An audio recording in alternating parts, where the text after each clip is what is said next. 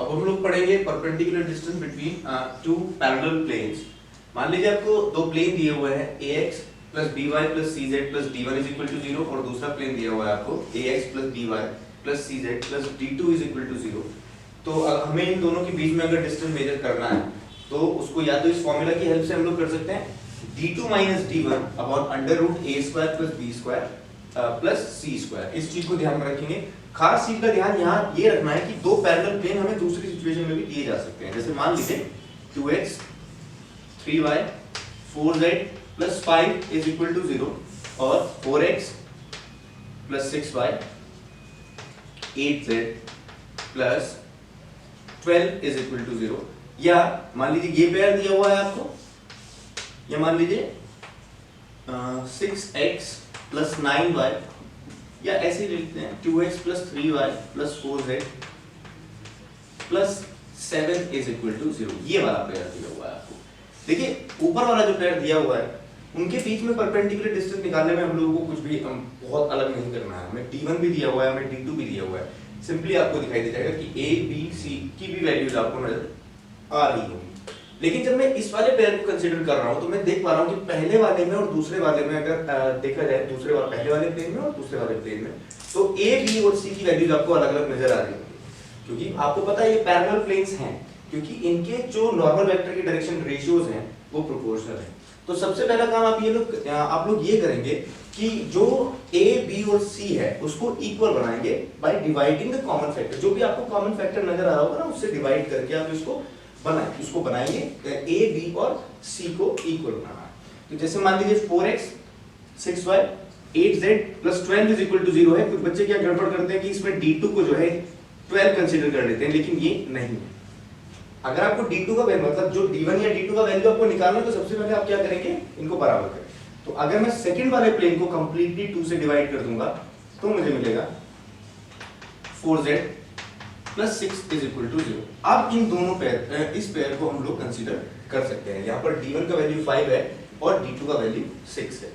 इन दोनों के बीच में अगर हमें डिस्टेंस मेजर करना है that will be 6 minus 5 upon under root 4 plus 9, ये हो जाएगा आपका रूट 29।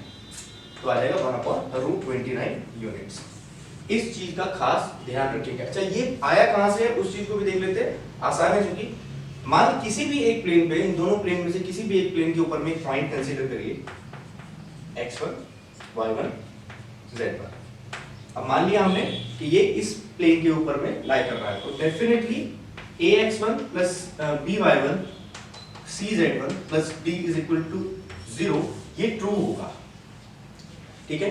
अब चूंकि दोनों प्लेन पैरेलल हैं तो यहां से इसका जो परपेंडिकुलर डिस्टेंस रहेगा वो यहां से भी रहेगा, यहां से भी वही रहेगा, क्योंकि पैरेलल प्लेन्स है तो परपेंडिकुलर डिस्टेंस हर जगह पर बराबर होगा। तो अगर मैं इस प्लेन का परपेंडिकुलर डिस्टेंस निकाल देता हूं इस पॉइंट से तो वो मुझे मिलेगा ax1 by1 cz1 plus d upon under root d2 a square plus b square और ये d प्लस c स्क्वायर। ऐसा आपको नजर आ जाएगा परपेंडिकुलर डिस्टेंस। लेकिन ऊपर जो अभी हमने कहा कि ये इस प्लेन के ऊपर लाई कर रहा है तो इसको ये भी इक्वेशन भी ट्रू होगा। तो यहां से ax1 plus by1 plus cz1 का वैल्यू मैं पता कर सकता हूं and that is minus d1। इसको उठाया उधर लेके आए, क्योंकि हमें इसका वैल्यू यहां पर रिप्लेस अगर हम कर देंगे तो फायदा मिल जाएगा। हमने इसको रिप्लेसमेंट दिया और ये हमें मिला। इसको आप पॉजिटिव लेना है तो मॉडुलस में लेंगे आप। तो d2 minus d1 upon under root a square plus b square plus c square, ऐसे आपका perpendicular distance between two parallel planes आया।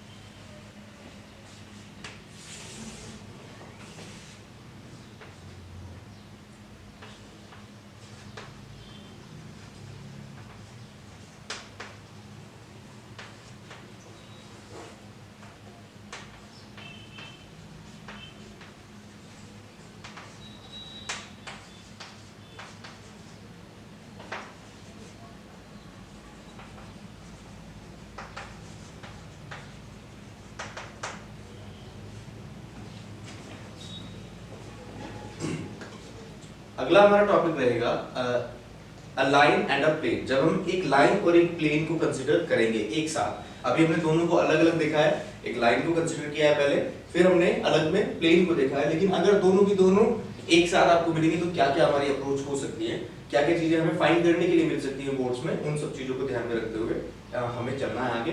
तो सबसे पहले देखना है हमें दिया जा सकता है to find the angle between line and a plane, a line and a plane. ऐसा भी मिल सकता है कि एक लाइन और एक प्लेन के बीच में एंगल मिल जाए। मान लीजिए आपको एक प्लेन दिया हुआ होगा कुछ ऐसा, और एक यहीं पर एक स्ट्रेट लाइन दिया हुआ होगा, तो हमें इन दोनों के बीच का एंगल पता करने के लिए दिया जा सकता है।